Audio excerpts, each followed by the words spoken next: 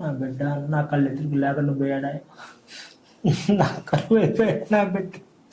5 నిమిషాల ముందే నా బిడ్డ నా ఎదురుగా ఉన్నాడా, నా ఎక్కడికి వచ్చి నేను ప్రజావేదికలో ఉంటే నాతో మాట్లాడాడా.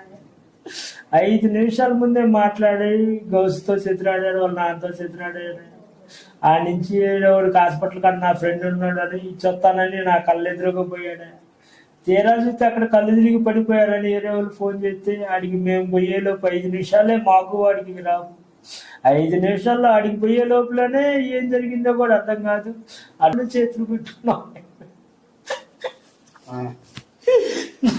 నా బిడ్డను బతికించుకోవాలని కాళ్ళు ఎట్లా బతిలాడుకున్నా కూడా ఒక్కడ కూడా కనికరించలేకపోయారు. నా బిడ్డ ఒక్క నిమిషం రాపించి తాళుకు అట్టుబడి రాపించి నడితే నా బిడ్డ నా ఎదురు కొద్దిగా బతికడానికి ఛాన్స్ ఉండేదేమని అనుకున్నాను. బాబు 40-50 మంది కుర్రోళ్ళు ఇటు నెట్టి అటు నెట్టి అడ్డం తిరిగిసినా కూడా ఎవరు కళ్ళు ఇచ్చుకొని ఆడికి ఆ సమయానికి ఆయన వచ్చాడయ్యా. నా బిడ్డ నా కళ్ళు ఎదురుకు లేకుంటే హాస్పిటల్ పోయేసరికల్లా టైం దాటిపోయిందండి. 7:30 గంట దాకా పెట్టింది ఆ ట్రాఫిక్ నుంచి క్లియర్ చేసుకొని మేము ఊరు బయటకు పోయాలకి. ఆ టైం మొత్తం కూడా అక్కడ వెళ్ళిపోయింది. నా కళ్ళు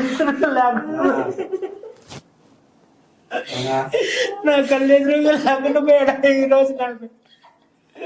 నా బిడ్డకి జరిగిన జరగ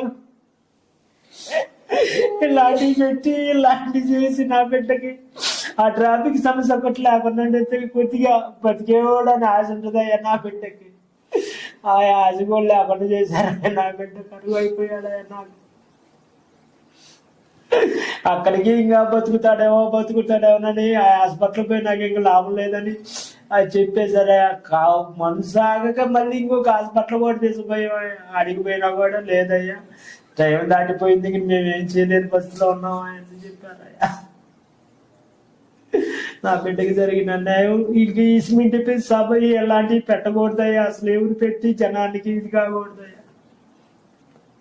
కొంచెం నా బిడ్డకు ట్రాఫిక్ సమస్య లేకపోతే నాకు నా ఎదురుగా ఈరోజు నా బిడ్డ ఉండే నా ఆధారం నా గుండెకి కూడా వాడానయ్యా. మొత్తం నా నాన్న ఇంటికాడండి, నా నాన్నకి ఎందుకు నేను చూసుకుంటానని వ్యాపారం మొత్తం నేను చూసుకుంటాను అని నాకు భరోసా ఇచ్చింది నా బిడ్డ. నా కళ్ళెదురుగా లేవు.